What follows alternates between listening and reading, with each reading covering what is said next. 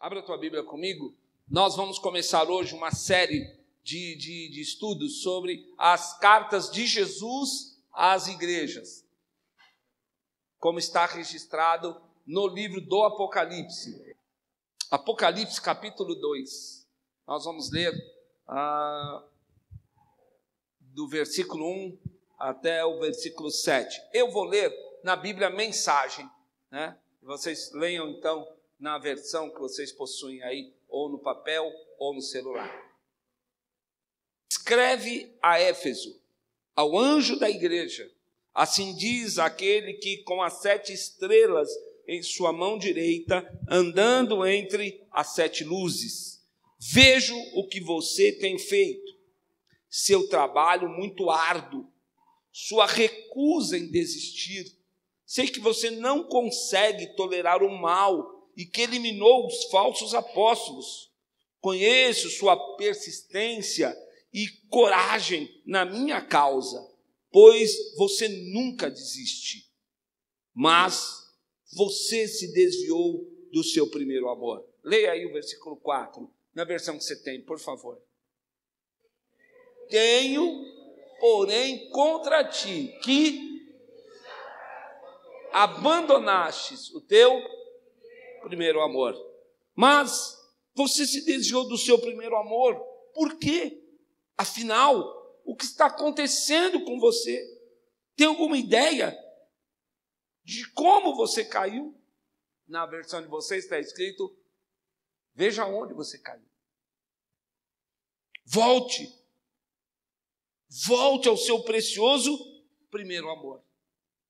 Não há tempo a perder, pois estou para remover a tua luz. Muitos aí dizem: removerei o teu, se não te arrependeres, removerei o teu castiçal ou candeeiro, né? Algumas dizem. Mas você tem algo a seu favor. Você odeia o ensino dos nicolaítas, eu também os odeio. Está pronto para ouvir? Então ouça. Ouça as palavras do vento, o Espírito soprando através das igrejas. Estou para convocar cada vencedor para jantar. Estou para convocar cada vencedor para jantar. Estou preparando um banquete com o fruto da árvore da vida, alimento que vem do jardim de Deus. Amém? Senhor, meu Pai, obrigado pela tua palavra, dá-nos graça nela, para que nós a entendamos, sejamos edificados em nome de Jesus. Amém. Amém, amados. Nós vamos então, domingo passado nós falamos sobre a fidelidade bíblica, como início ou introdução para esse estudo de 7 domingos, que nós vamos meditar, refletir sobre a carta de Jesus às igrejas da Ásia. Eram 7 igrejas. Elas estão registradas aí a partir do capítulo 2, vão até o capítulo 4 de Apocalipse. É muito sério e muito profundo o que essas cartas do próprio Senhor para aquela igreja. Mas é óbvio que nós a estamos lendo e estudando, ela é para nós, e é tão atual, quando você se debruça a estudar como é atual o que o Senhor Jesus tem dito a nós, sua igreja. Para que nós entendamos essas cartas, é importante 3 coisas. Primeira delas, saber um pouco da história, o contexto histórico de cada uma dessas cidades e dessas igrejas. Muito fácil. Hoje, com o acesso ao santo Google, você tem todas as informações históricas a respeito de cada uma das igrejas que nós vamos estudar. Então, é sempre importante nós atentarmos para a história. Em alguns momentos, nós vamos estudar uma das cartas aqui, que a geografia, a localização geográfica da cidade dá todo, digamos, um grande leque para você entender o que Jesus está dizendo. A segunda coisa importantíssima, quando se lê as cartas, é entender como Jesus se apresenta ao apóstolo João, que escreveu tanto o Evangelho de João, que leva o seu nome, 3 cartas, 1ª, 2ª e 3ª epístola de João e o Apocalipse. É importante você entender que nos evangelhos, João tem o Jesus ali, é o Jesus Salvador. João 3,17, por exemplo, se a gente lê, ele diz assim: porque Deus enviou o seu Filho ao mundo, não para que julgasse o mundo, mas para que o mundo fosse salvo por ele. Esse é o Jesus apresentado no Evangelho. Agora, o Jesus apresentado, ou o Jesus que se apresenta a João no Apocalipse, é diferente. Se você ler o capítulo 1 do livro, você vai ver que Jesus, que a visão de João, quando ele está na ilha de Patmos, lá exilado, já próximo da sua morte, ele tem uma visão de um Jesus que tem os cabelos e o rosto brancos como a alva lã. Um Jesus que tem olhos de fogo. Um Jesus que tem uma veste e um cinto de ouro e tem os seus pés polidos como bronze. Bem diferente daquele Jesus que vem lá apresentado em João. Alguma coisa diz que ele tem nas suas mãos as 7 estrelas, os 7 Espíritos de Deus estão sobre ele, que ele tem as chaves da porta de Davi, que ele abre e ninguém fecha, que ele fecha e ninguém abre. Esse Jesus no Apocalipse, alguns textos vai dizer que ele tem um cordel de medir na sua mão, isso significa juízo.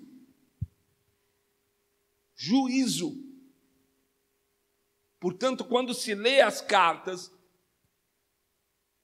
que ele mesmo manda João escrever, não são cartas sem propósitos, são cartas que têm uma estrutura, e essa é a terceira observação que a gente precisa fazer antes de adentrar ao estudo. Tem uma estrutura, um gênero literário próprio.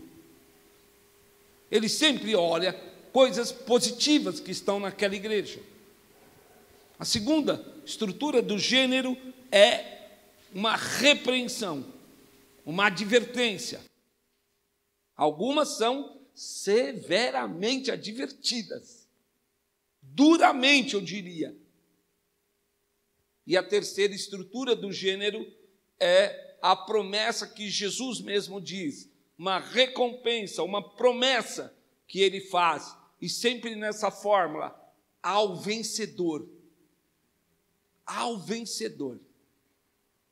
Com isso, queridos, importantíssimo que você sempre observe isso, na sua casa, na sua meditação diária, para que a carta tenha um efeito, não de ameaças, mas uma carta de edificação. E nós vamos, como nós lemos há pouco, falar sobre a igreja de Éfeso. Éfeso é uma das igrejas que tem uma das histórias mais riquíssimos detalhes, porque a história de Éfeso está em Atos 19. Se você ler Atos 19, você vai ver o início dessa igreja. Como havia ali em Éfeso uma cidade portuária, uma metrópole, uma cidade importantíssima da Ásia, uma cidade com um polo cultural incrível, com anfiteatros, com bibliotecas, com uma vida espiritual, religiosa, eu diria, intensa. Lá era o centro da adoração à Diana dos Efésios. Não é a Diana, a Mulher Maravilha, hein? É outra. Porque você não pode estragar a heroína, né? Mas lá era o templo, e lá ficavam as fábricas, produziam os ídolos. Havia em Éfeso uma escola, né, até hoje, ruínas de uma biblioteca para a época, gigante, enorme assim, uma biblioteca muito extensa. Portanto, Éfeso era uma cidade-chave, poderíamos dizer, carta de Jesus a São Paulo. Poderíamos muito bem colocar todo o contexto histórico dentro daquela cidade. E, óbvio, aquela cidade era riquíssima em pecados. Riquíssima. Éfeso é tão incrível que hoje, a gente, quando tem casas de prostituição, a gente fala casas da luz vermelha, ou sempre tem uma alusão a isso. Lá em Éfeso, as casas de prostituição eram identificadas por pinturas no seu ladrilho. E nós passamos por, eu tive a oportunidade de ir nessa cidade em 99, e é interessante, o guia vai mostrando e fala, está vendo? Preservado ali, eles acharam um desses lugares em que tem uma figura de uma mulher, e eles dizem assim, aqui era uma casa de prostituição. Ali havia, então, toda essa efervescência cultural, religiosa, política e, claro, carregada de pecados. Nesse lugar, Paulo morou 2 anos. Está lá em Atos 19, 2 anos, Paulo morou ali. Paulo pregou o evangelho ali por 2 anos. Ele estudou numa escola de conhecimentos gerais, que era chamada Escola de Trajano. E ao final desses 2 anos, uma revolução poderosa. Abra aí comigo, Atos 19. Verso 18, Atos 19, 18, diz assim, e muitos dos que haviam crido vinham, olha só, muitos dos que haviam crido vinham confessando e revelando os seus feitos. Muitos também dos que tinham praticado artes mágicas ajuntaram seus livros e os queimaram na presença de todos. E calculando o valor deles, acharam que montava a 50.000 moedas de prata, uma fortuna.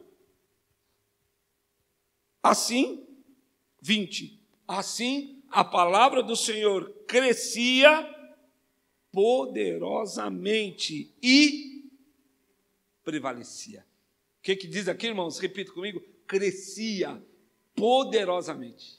Crescia poderosamente e prevalecia. Essa história da igreja ali. Paulo devota uma carta inteira, a carta aos Efésios, uma carta, uma das mais profundas, doutrinariamente falando.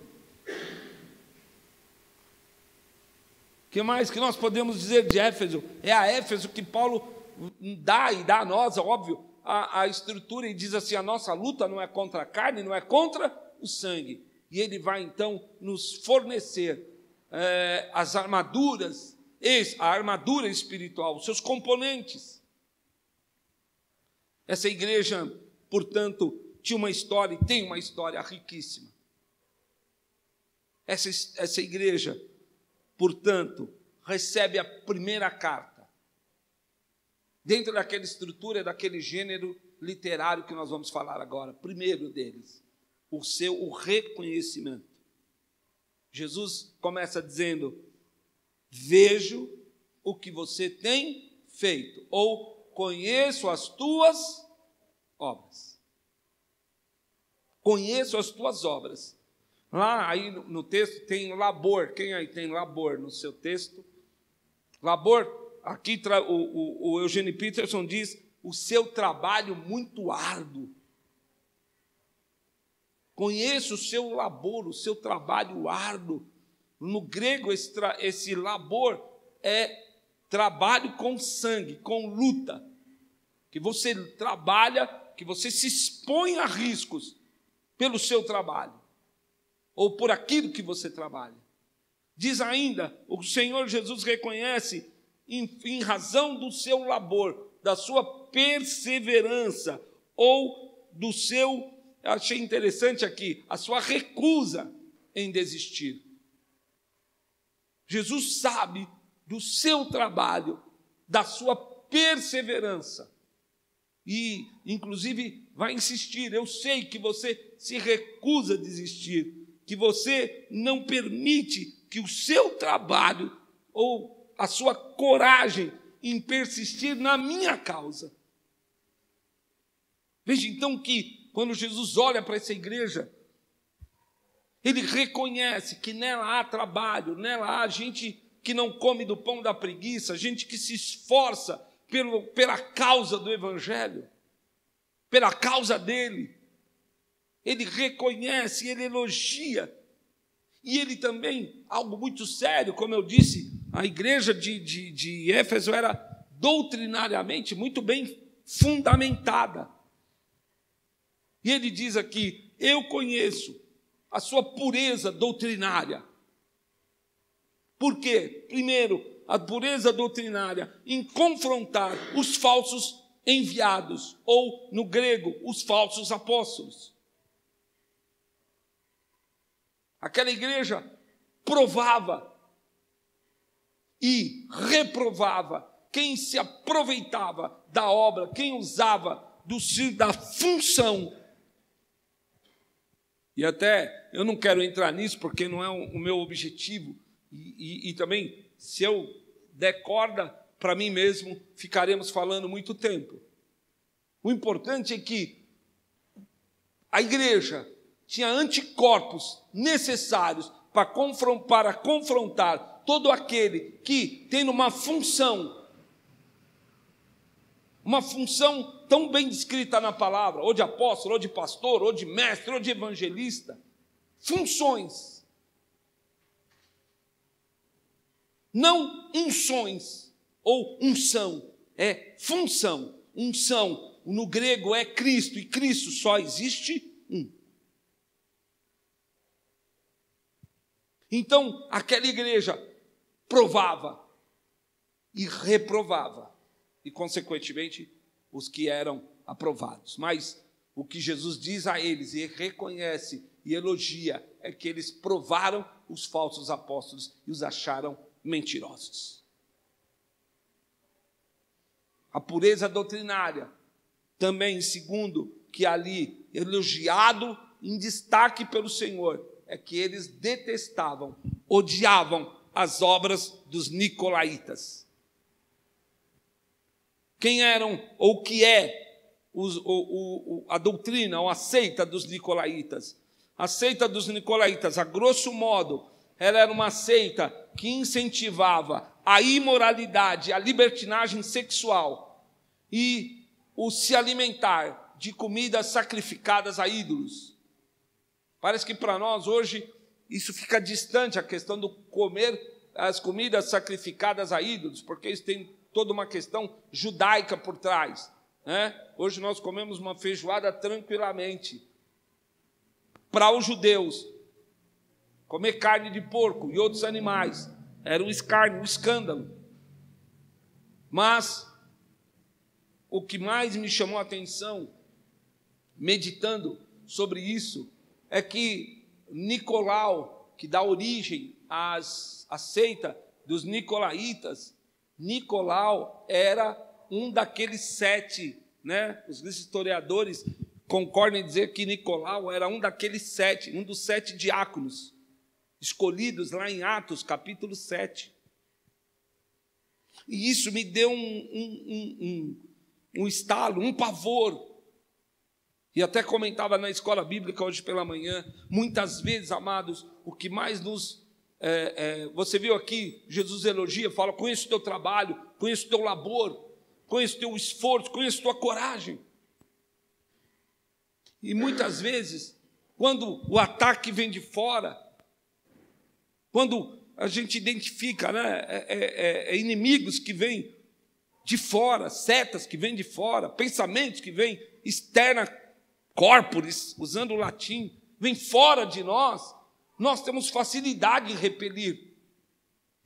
Nós temos facilidade em nos unir e confrontar, afrontar, vencer. Mas, quando o inimigo vem de dentro, quando o que nos derruba vem de dentro, é muito mais complicado. Como assim? O cara era um dos diáconos, a Bíblia diz que esses caras eram cheios do Espírito Santo. Mas, em algum momento da caminhada, e a história de Nicolau, ele era grego, convertido ao judaísmo, depois ao cristianismo. E num determinado momento, esse cara achou que vale tudo, podia tudo. Ele poderia ser considerado o patrono da poligamia. Mr. Catra tem ele como santo, é devoto de São Nicolau. Porque o cara estimulava isso, você pode ter vários maridos, várias esposas. Você pode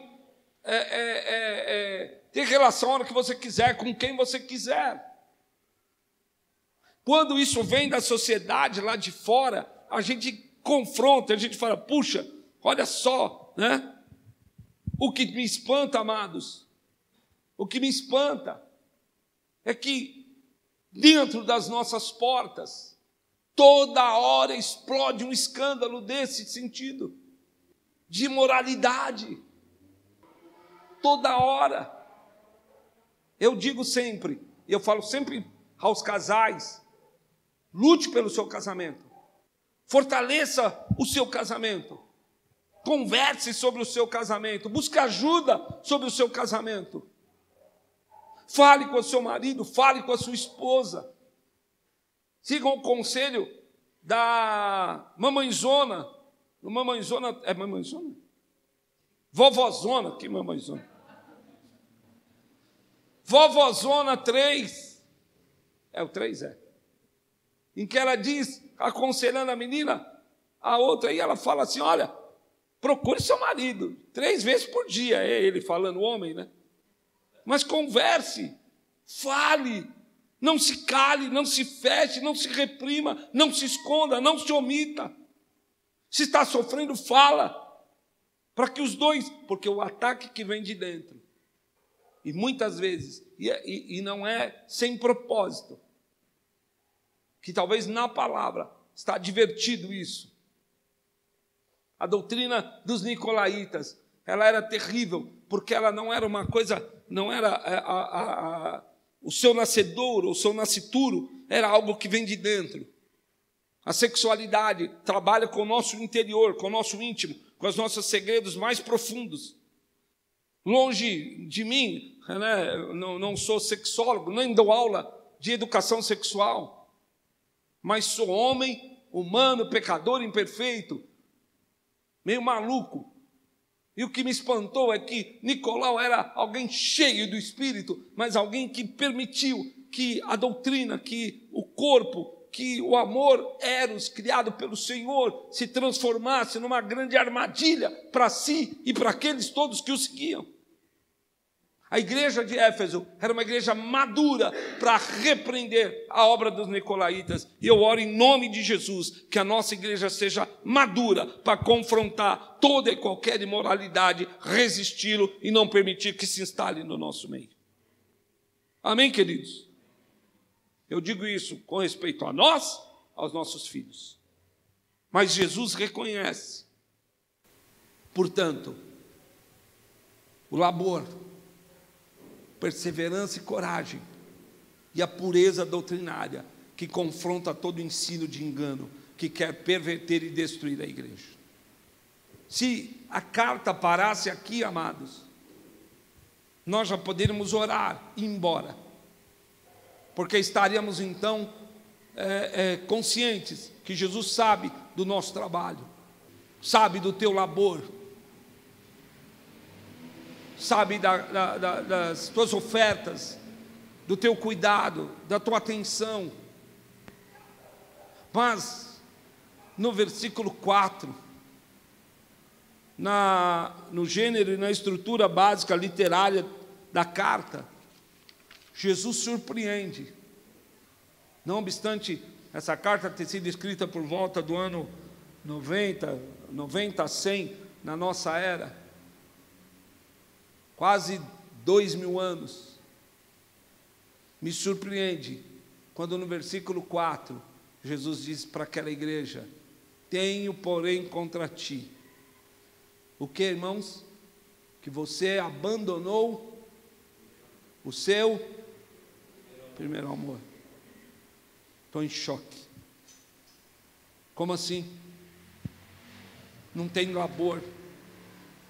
Como assim, Senhor? Não tem labor, não tem trabalho, não tem coragem, não tem pureza doutrinária, tudo que uma igreja precisa. E é isso aí, irmãos.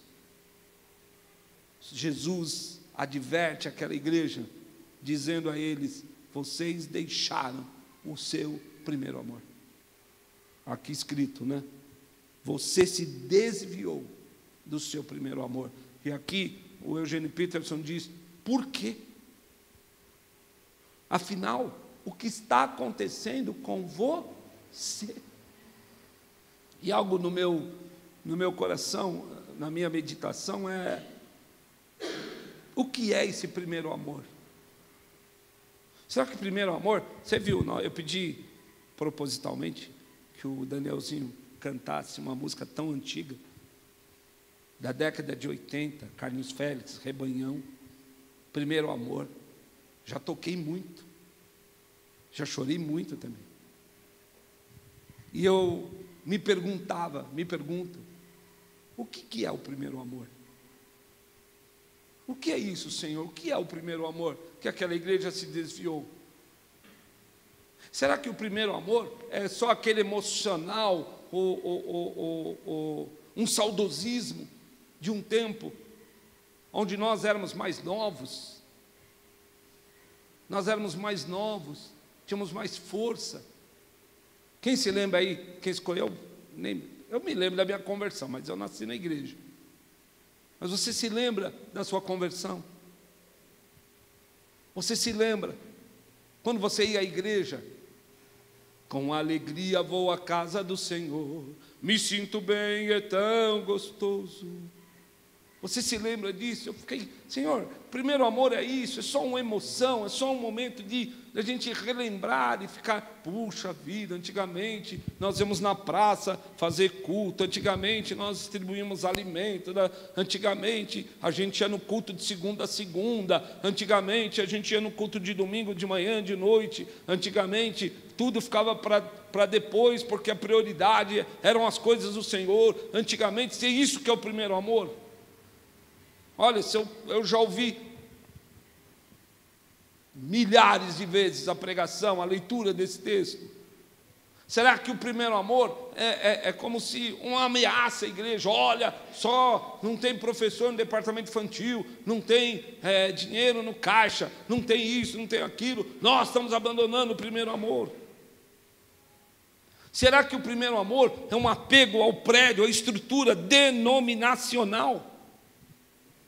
Porque muitas vezes, no bojo, ou nessa corredeira desse rio chamado primeiro amor, cabe muita coisa. Mas, então, de ficar perguntando para o texto, Jesus coloca uma palavra aqui, chave para a compreensão do que é esse primeiro amor, do qual ele está dizendo. Ele diz para aquela igreja: arrepende-te. Amém, queridos? Não é o que está aí? Arrepende-te. Arrepender aí é aquela palavra grega chamada metanoia, que é mudança de mente. Amados, o primeiro amor que eles talvez, quase com absoluta certeza, dentro das cartas, da história, da doutrina, de tudo aquilo que está ensinado em Atos, na carta aos Efésios, nas epístolas de João, no Apocalipse. O primeiro amor era o desvio de uma consciência pura, lavada pelo sangue de Jesus. Eu me lembro, não sei se foi nessa época que eu conheci o Toninho, mas nós estávamos num acampamento. Eu sei que o Edu estava, que era o nosso guitarrista na época. O Alexandre também estava, não sei se o Toninho estava. E nós começamos a tocar essa música. Na hora sempre essa música é o final do culto, né, irmãos? Que é para quebrantar, né, Daniel? E quando nós começamos a tocar, um pastor veio e mandou a gente parar de tocar. E ele falou assim: não toque essa música é herege, essa música não sei o quê. O primeiro amor do homem é o pecado. É para o pecado que você quer voltar. E eu falei, Xará, isso para prego, vamos continuar tocando aí. Eu era filho de pastor, ele doeu para o meu pai quase me deu uns botes. Porque eu tinha desrespeitado o pastor. Eu falei, pai, mas o cara está maluco. Ele falou que o primeiro amor do homem é o pecado, e o primeiro amor do homem é Deus. É o primeiro com quem ele se relaciona. Não, é tão sério isso, vocês vão perceber daqui a pouco. O primeiro amor, porque a igreja de Éfeso dos dias atuais, ela está extremamente preocupada em vender uma imagem de guerreira, de lutadora, de perseverante, mas na sua consciência ela está longe do seu primeiro amor. Isso soa para mim às vezes como uma advertência seríssima da parte de Deus. Seríssima. Às vezes o nosso problema não é, como eu disse, não é tanto o que eu vejo, o que eu provo, o que eu confronto, o que eu enfrento. Às vezes o meu problema está muito próximo de mim. Aliás, está todos os dias diante de mim. Quando eu olho no espelho, eu vejo ali o meu grande problema. Não é a minha beleza, sou eu mesmo. As lutas que provêm do interior, os pensamentos que vêm do interior. Aliás, a Bíblia diz assim: de tudo que se deve guardar, guarda o teu coração. Por quê? Porque dele procedem as saídas da vida. E vocês sabem, quando diz guarda o teu coração, não é guardar o órgão que bombeia sangue. Guarda a tua consciência. Guarda a tua mente. Guarda o que é de mais essencial. É muito... o meu sogro está passando por um tempo bem complicado, já está com 80 anos, e ele tem lapsos de memória, não sabe onde está. Às vezes não sabe engolir um comprimido. São rápidos, são alguns momentos assim. Daqui a pouco ele olha para você e fala: onde eu estou? Aqui não é minha casa. Outro dia ele se trancou no quarto, porque ele achou que estava correndo risco de vida. E foi um sacrifício para tirar ele de lá.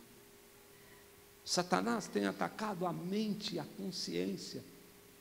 E a gente vê a quantidade, a maior das enfermidades do nosso tempo. Ela se chama transtornos da ansiedade ou da alma. Ansiedade, depressão, toque. A mente nos pregando peças. A mente subvertendo a ordem das coisas. A mente sendo o nosso, vem de dentro. Como se nós tivéssemos uma bomba relógio plantada bem na nossa cachola. Como eu disse há pouco no louvor, só Jesus crescendo em nós é que nós vamos poder resistir a esse tempo. Só Jesus em nós. Só a pureza do amor de Jesus, só a pureza do Evangelho de Jesus, só a pureza dos ensinamentos de Jesus, só o perdão que há e que Jesus diz, é que brotando em nós e permanecendo em nós, nós estaremos ligados com Ele. E por que eu digo isso com tanta convicção? Porque na última estrutura que nós vamos falar da carta a Éfeso, Jesus faz a promessa. E ele diz assim: ao vencedor eu darei que se alimente da árvore da vida, que está onde? Está no meio do jardim. Aliás, essa visão que Jesus dá a João é a visão também da Nova Jerusalém, que diz que no meio dela há uma árvore plantada junto aos rios, que dá 12 frutos. E essa árvore, nós vamos ler, encontrá-la em Gênesis. O Senhor cria a árvore da ciência do bem e do mal, foi a que o homem, Adão e Eva, comeram. Mas vocês repararam, eles comem da árvore da ciência do bem e do mal, os olhos deles se abrem-se para o mal e para o bem. A prática, eles fazem o mal, são atraídos pelo mal, e eles não conseguem praticar o bem. Deus, quando os expulsa do Éden, chama um anjo, fala assim: vamos pôr um anjo aqui, com a espada desembainhada, para que o homem não volte e coma da árvore da vida, para que ele não viva eternamente, concebido e instruído pelo mal.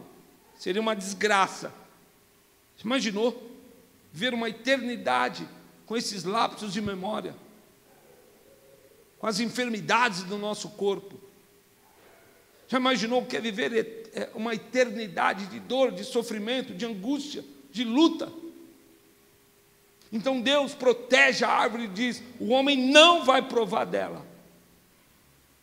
Mas que grande e tremendo é o amor de Jesus, porque em Jesus, nós, os que somos salvos pelo seu sangue e sacrifício, podemos nos sentar, nós não precisamos nem apanhá-la na árvore, nós vamos nos sentar à mesa do Senhor, e Ele vai nos dar da árvore da vida, para vivermos eternamente. Amém, irmãos? O primeiro amor, então, é a nossa consciência de Deus, consciência do amor, consciência do Deus Criador. Porque o que nós talvez ouçamos, e claro, natural desejar, é que Deus seja um instrumentalizador das coisas que eu preciso, Ele seja o doador das coisas que eu preciso. Alguma coisa está errada, irmãos, na igreja de hoje. Alguma coisa em que faz que eu construa na terra, em que eu lute, em que eu persevere. Mas o Senhor já havia dito para Samuel, são essas coisas que passam desapercebidas. Deus já havia dito para Samuel, lá em 1 Samuel 7, quando ele olha para os irmãos de Davi e diz: Deus levantou desses daqui um rei. E o Senhor diz para Samuel: Deus não vê como vê o homem. O homem vê o exterior, eu, porém, enxergo o coração. O espanto, talvez, daquela igreja, o nosso, e se por um acaso você não se espantar com isso, se espante por não se espantar. Às vezes, no meio das nossas questões diárias, das nossas lutas, dos nossos problemas, das nossas alegrias, o que Jesus diz para a igreja é: volta, tenha uma atitude constante de mudança, de comportamento, de atitude, de mente. Nós padecemos muito, porque nós vemos muito o exterior. Aliás, talvez sempre. E muitos os que dizem: estou abençoado, porque no visual as coisas para ele estão até que dando certo. Outros dizem: eu estou ruim. Por quê? Porque no visual as coisas estão dando errado. Os sentimentos, e Satanás sabe usar como ninguém contra nós mesmos essa dubiedade de sentimentos. Ele agora gosta incrivelmente que a gente opere no visual, pelas coisas que nos circundam. Então ele diz: você está abençoado ou você não está abençoado? E falsos apóstolos, falsos enviados, falsos operadores da função que Deus dá, manipulam e dizem para as pessoas: você está doente, você está com problema, você está assim, você está assado, você precisa fazer um concerto com Deus, você precisa voltar ao primeiro amor. E como eu volto? R$1.000, 7 domingos seguidos. Aliás, é que eu vou lançar logo agora ao final do culto. Não é assim que faz? Irmãos, vende dificuldade, diz que você é problemático, diz que a sua família tem herança hereditária. Diz que o seu tataravô já era assim, você agora é só a repetição. Você precisa quebrar a maldição, amém?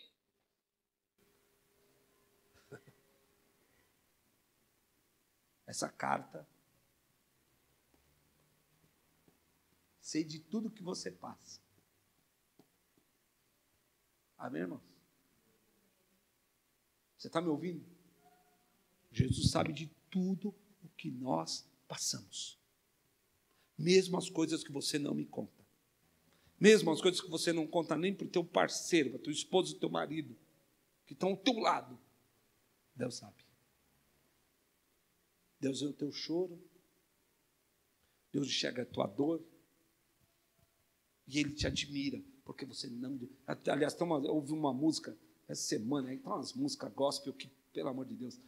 E aí o cara fala assim, Deus não desiste de mim.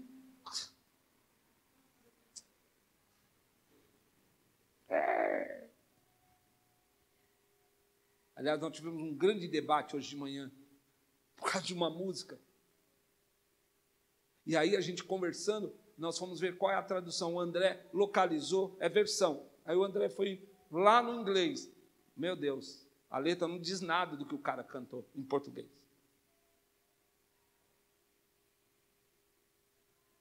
Deus está vendo. E Ele nos chama e diz assim, eu sei tudo, mas tem algo em você que você precisa de ajustar, mudando o teu entendimento. Volta para o teu primeiro amor. Amém, irmãos?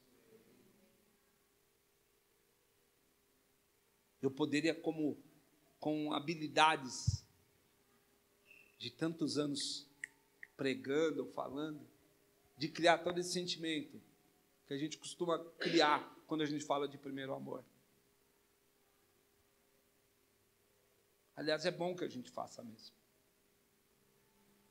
Primeiro amor é mudança de mente. Sob uma promessa, nós temos a mente de Cristo. Está me ouvindo, irmãos? Nós temos a mente de Cristo. E o chamado é para o Senhor, volta. Volta à consciência de Deus, a alegria de ser do Senhor, a alegria de ter a palavra, a alegria do Evangelho, a alegria, a disposição. Eu tenho o Senhor na minha vida. Amém? Como dizia o salmista, o que me pode fazer o homem? Eu já disse várias vezes, repito, e às vezes me arrependo por ter dito e por repetir. Mas o máximo que o diabo pode contra nós é matar a nossa vida terrena por um tempo. Eu sei que isso nos coloca medo, porque a gente está vivendo. Amanhã é segunda-feira. Tudo volta. Amém, queridos? Quem pega ônibus, pega ônibus. Quem pega metrô, pega metrô. Quem pega trânsito, pega trânsito. Quem enfrenta chefe, enfrenta chefe. Quem tem o seu negócio próprio tem que fechar contrato, tem que resolver contrato, tem que avançar. Todos nós voltamos e parece que as coisas contra nós, para nós parece que não há alívio. O Senhor Jesus nos diz, eu conheço você. Eu conheço as tuas obras. O que eu quero é que você nunca saia, que você nunca permita, você nunca se desvie da tua consciência de mim. Volta. Então, irmão, volta. A música está certa. Vou voltar às primeiras práticas. Quais eram as primeiras práticas da igreja de Efésios? Lemos lá em Atos 19. Eles vinham publicamente, confessando seus pecados. Eles queimavam seus livros de bruxaria. Eles mudavam seus hábitos. A palavra do Senhor crescia e prevalecia. Em nome de Jesus, que o teu primeiro amor seja o amor à palavra, o amor ao Jesus revelado na palavra, para que você cresça e para que você prevaleça. A tua luta não é contra a carne, não é contra o sangue. A tua luta são contra principados, potestades e dominadores. Mas o Senhor, por meio de Paulo, diz assim: você vai combater tudo, e depois de haver feito tudo, você vai ficar inabalável. Que o Senhor nos dê graça, porque o livro sempre vai terminar dizendo: quem tem ouvidos para ouvir, ouça o que o Espírito diz às igrejas. Abra teu ouvido. Não só esse aqui. Abra o ouvido do teu entendimento. Se apegue com Deus. Se apegue com Cristo e a sua verdade revelada nas Escrituras. Vocês sabem, nosso zelo, nosso desejo, a nossa pregação, mas depois de tanto tempo, nós optamos como igreja, a falar a verdade, nada mais que a verdade revelada nas Escrituras. É isso que Jesus está dizendo para a igreja de São Paulo, a semelhança de Éfeso, ou Éfeso, a semelhança de São Paulo. É isso que Jesus está dizendo à Casa da Rocha, São Miguel Paulista. Fique no teu primeiro amor. Retorne a Ele. Sempre que você perceber o desvio, o desânimo, sempre que as lutas, não as que vêm de fora, mas as que brotam dentro de você ou dentro do ambiente que você está. Saiba que é o inimigo querendo perverter, corromper a tua consciência. Que Deus nos guarde e que Deus nos dê ouvidos espirituais para ouvir a advertência que Ele faz, o elogio que Ele faz, e mais do que isso, sermos aptos a sentarmos na mesa e comermos do fruto da árvore da vida, em nome de Jesus.